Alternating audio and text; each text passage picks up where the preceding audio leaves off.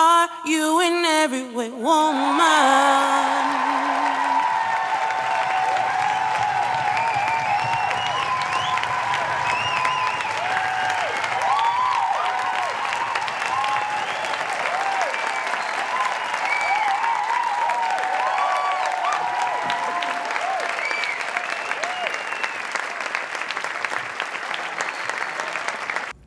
Welcome to Everyway Woman. So at what point is saying I'm sorry past being polite? I've noticed that women are apologizing for everything. Is it too much, Amber?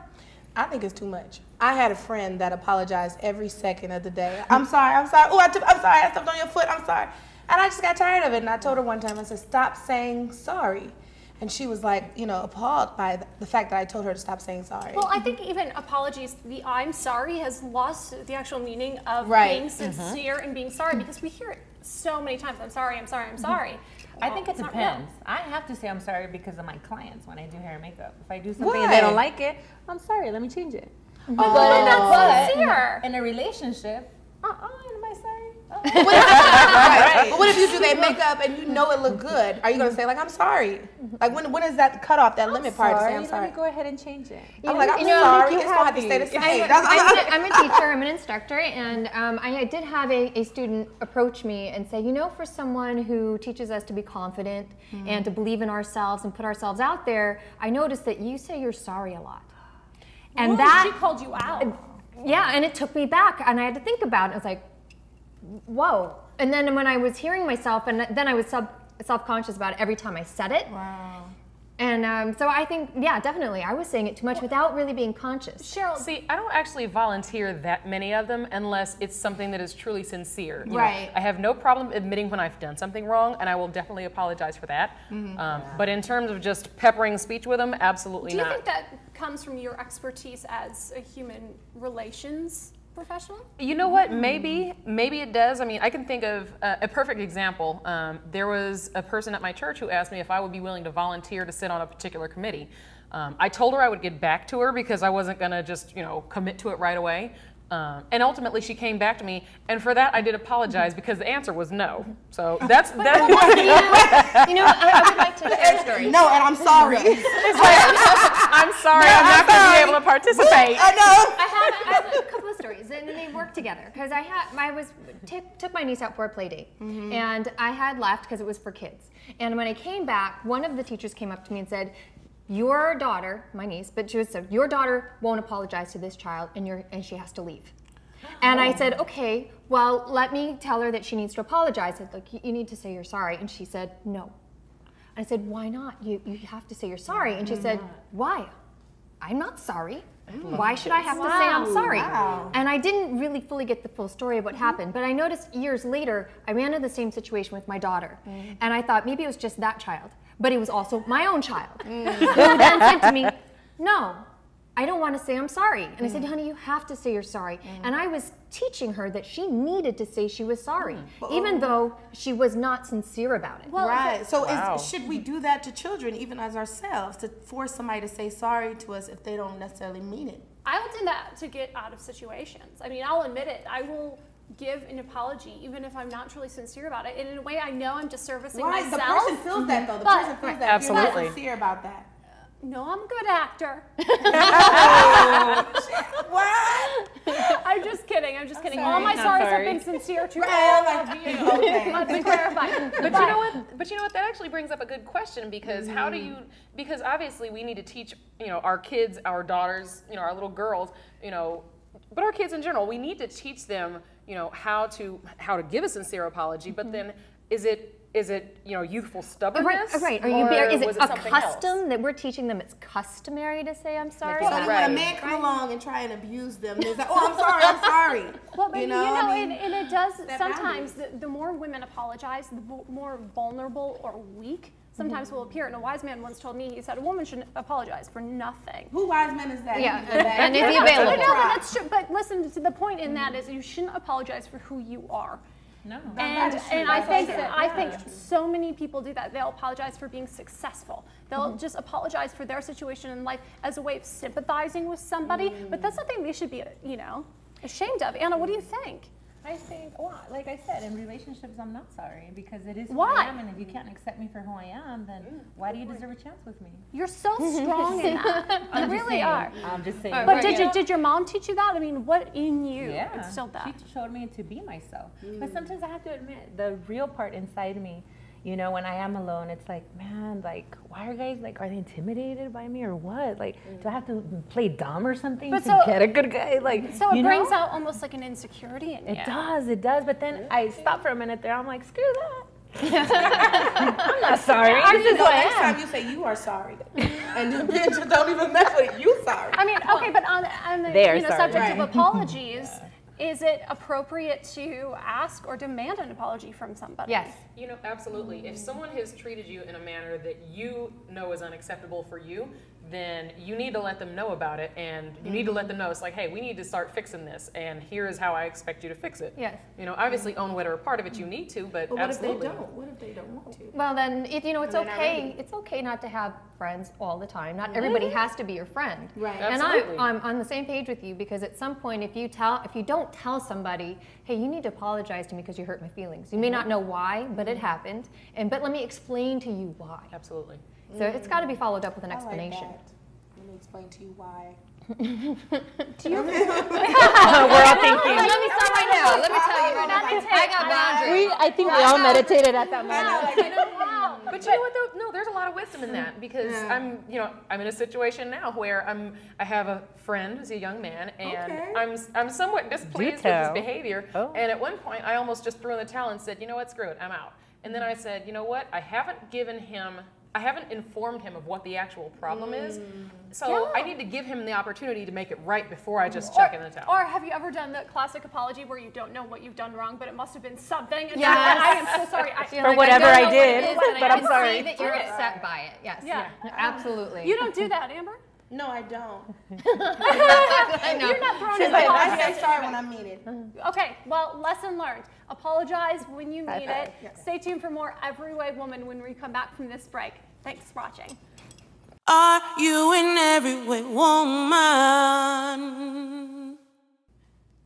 Welcome back to Every Way Woman. So you can't take good care of anyone unless you take care of yourself, but women classically self-sacrifice, you know? And I feel like, for instance, Madison, you have kids. How do you not put them before you? You lose yourself. No, you can't. Kids come before everything else. But you don't think of it that way. A lot of times you don't think of what you do and the energy that you put into things as self-sacrifice. You just do it. I know for sure when I was growing up, every now and then we get knocked aside the head, and I look at my mom and she goes, "You'll understand," And then do you understand?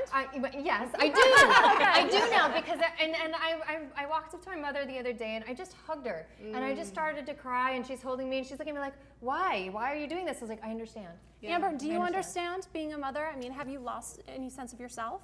Child, I ain't lost none of myself. I'm not losing myself over them kids. I love my babies, but I was like, look, you on mommy's train, okay? Mommy not on your train. But no, I mean, but I recently got a new job where I can take my kids to work with me. And it's been such a blessing. It's like, it's like a camp, and they go and they have a great time. I have Kai, he's 4, Sana's 8. So, I mean, really, they love what I do. They're like my cheerleaders, actually. So, well, I mean, you know what? That's interesting you mentioned that because the whole business about you're on mommy's time. See, that's how I grew up. In my family, my mom and my dad, they did their thing, and we just went along for the ride. It's like this is our world. You are in it, and yet 2 of my best friends have what I consider to be very, very child-centric families, and I look at the way that they operate in that model, and I'm just like, I look at it and I'm terrified because I'm like, well, is that what parenting is now? 'Cause do you feel that wouldn't work for me? Cheryl, do you feel like you've lost your friends in that? You know what? No, because I'm the only single one left, so I kind of go and snatch them back into reality every so often. But even that said, I think because I'm the single one, then I'm the one who does the most reaching out. I do the most planning and coordinating, and in fact, most of the time I have to go do things that are centered around kids if I want to be able to participate. Absolutely. Anna, you're single, but do you ever feel like you've had a tendency to lose yourself in a relationship? Were you sacrificed too? You were? Oh my goodness, I have a story for you. Yeah, of course. I mean, in a relationship, I was with somebody for 7 years, and everything was about them. You know what I mean? And I you know, it was too much. Have you dated somebody with kids?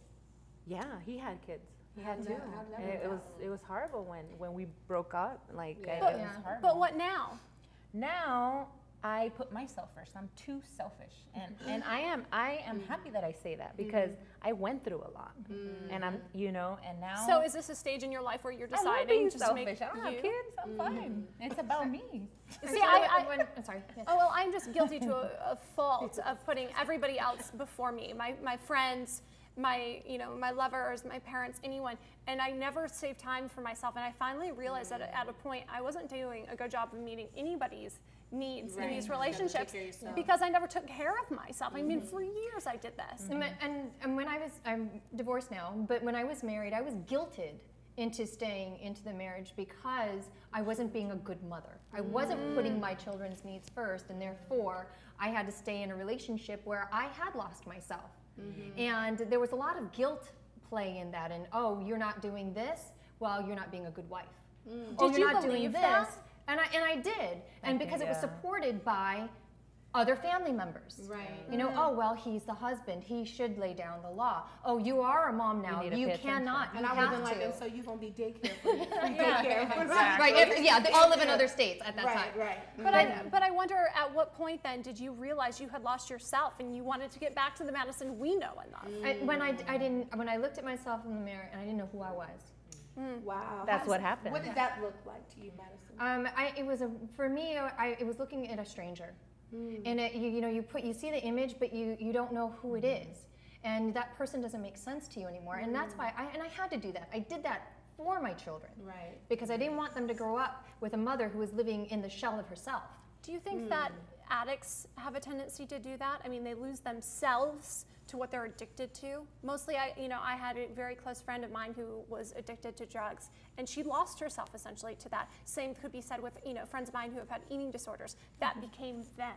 But I think anything you give your attention to, that's your treasure. That's your true treasure. So I mean, like my children, they're my treasure. I love them, but at the same time, I don't want to lose myself. I came out here with a purpose, with a goal, and for them to be like my biggest cheerleaders is the best thing in life. And in that, I can cheer them on with whatever they want to do, But if I consume myself with them all the time, you're right. You're going to look in the mirror and you're going to say, what happened to me? You're wearing sweats and a bandana. Oh, gosh. Were you looking in my mirror? Were you looking in my mirror? Yeah, sure. I looked at sweats, bandana. I'm looking at myself and going, shit, I used to look mascara a little dark. You're like, what happened? I can't put on makeup no more. I mean, it's just trifling. So, I mean, you have to take care of yourself. And guess what? When you have a dream, your children are a part of the dream, life gets bigger than life itself. So. Exactly. That's what I want to do. I want to be the example for my children so that they can live their life without regrets, and because they can look at me and see that I did exactly the same. Well, I'm going to just try and live an example to all of you. Stay tuned. We'll be right back. Every Way Woman. Are you an everyday woman? As women, we take care of everyone else, but we often choose to forget to take care of ourselves. Dr. Sherry Thomas is here to talk to us about the importance of checkups and taking care of ourselves. Thank you, Dr. Thomas, for joining us. I'm gonna be the first to say, I don't take care of myself. Why should women go to the doctor? Well, if you don't take care of yourself, you can't take care of everybody else. That is true. That is true. But again, so when I decide to go to the doctor, what should I be asking my doctor since I've taken so long to get there? Well, if you haven't been in over a year, you need to think about just a yearly exam, a yearly checkup. So women over 21 need to check their blood pressure, their cholesterol, have a pap smear and a pelvic exam. And then the doctor should go over different screening risks for you, your family history. Do you have a family history of high blood pressure, diabetes? Are you up to date on your immunizations? And then ask you about other things such as, do you exercise? Do you eat well? And do you smoke? Now, when you ask all those questions, that would mean that a woman would need to know her body. How can we educate our women on knowing their bodies? Well, think about your body in terms of anything else you maintain. Think about what you've heard and what your other girlfriends say. And also online, you can look online in terms of recommendations based on your age of what you should have checked. We all know once we hit 20, we should start doing breast exams. We all know once we become sexually active, we should start having pelvic exams and being screened for sexually transmitted diseases. We all know once we hit 50, or we should know, we need screening for colon cancer. Right. A very common cause of death in women. So in knowing your body, and I'll use myself, like the other day I did an exam for myself and I felt a lump, and I still haven't gone to the doctor because I'm making those excuses of, you know, not going, too busy, etc. When I get to the doctor, usually they have me come in and out. What are some of the questions that I can ask the doctor to let them know, I need your time. I need you to spend some quality time with me. Right, so you'll want to be specific. You're making an appointment just for this lump. Right, okay. And not for your yearly exam. Okay. So focus on your breast and not, oh, I also have a earache and I might have a cold today, can you look at that? Focus on your lump in your breast. Tell him or her how long it's been there. Do you have a family history of breast cancer? When was your last mammogram? And that I do breast exams every month and this is new, or, you know, I just saw a show and I saw on this breast exam and this has been there maybe just a week or two. But you know, Dr. Thomas, and again, I have to use myself, sometimes it's so difficult going to the doctor because you don't feel like your physician is an advocate and you feel like they just throw you in there, they feel on you and they send you out. How will I know if I'm with the right doctor, or how do I find a doctor that will be an advocate for me? Oh, that's an even better question than what to focus on for that little appointment. Find a primary care provider. It may not be a doctor, it may be a nurse practitioner, a physician assistant, but find a primary care provider who you feel comfortable talking to, that you can tell this person everything. You can tell them all these intimate details that you're going to need to tell them. Things that you might not tell your mother or your sister or your best friend, because they need to know that. And they need to listen so that they can help you get through whatever it is you're going through. So my daughter's going to go away to college, and we're starting to have this conversation about, you know, when you're away, mommy's not there anymore. What do I tell her when she's in another state about looking for a doctor? Should I be involved in the process, or should I just let her handle it? Well, one of the things she'll ask is her friends, which is what we do. Yes. You have a doctor you like, and so they've been screened. There's also ways online we can look at credentials of the doctor. And then meet the doctor and see if you like the doctor or the nurse practitioner or whomever you've chosen. With your daughter going to school, a lot of times they will have a clinic, and the clinic has several different healthcare providers. Oh, that but that's rotate so through. impersonal. But you know, actually, you get some great doctors. I have some friends that have worked at different university programs, and you get some great doctors too. But they have a lot of the nurses, and their friends will say, "Oh, go see this person. They'll get this taken care of." And it's actually geared more towards students and not somebody my age. But I think the message is, the most important thing is that she needs to go to the doctor and not be like her mother and wait to the last minute, right? She needs to take care of herself. There you go. Know where it is. Know what their hours are. Right. Know when, if they're not there, you need to go to the emergency room. Know where the local emergency room is, or find a doctor in town that everybody else calls when they're closed on Saturday or Sunday. Okay, well, I have to tell you, you've inspired me. I'm gonna go to the doctor. I'm gonna make an appointment. We take care of everyone. Before you can take care of others, you have to take care of yourself. Women, go to the doctor. Don't be like me, go to the doctor. Stay tuned for more Everyway Woman. We will be right back. I don't know what I would do. I refuse to go. I don't know if I'm scared. I don't know what it is, but I refuse. Are you an everyway woman?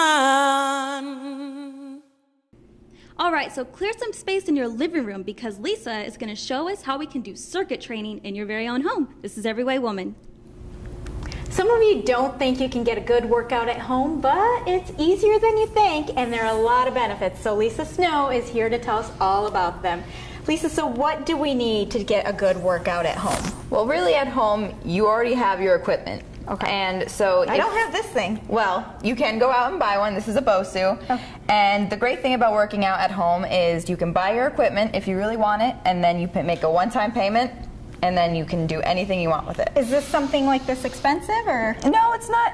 Compared to a gym membership or there you go. constantly That's the key. paying, Yep. it's a one-time payment, and you can use it however you want. Okay, so what do I do with it? So this is a Bosu, and you can use it standing this way, you can flip it over, you can do whatever. But right now we're going to work on our abs with it. Okay. So We're talking the right part. A good exercise for the Bosu is you can have a seat. It's a little wobbly, so it makes you use your core and stabilize.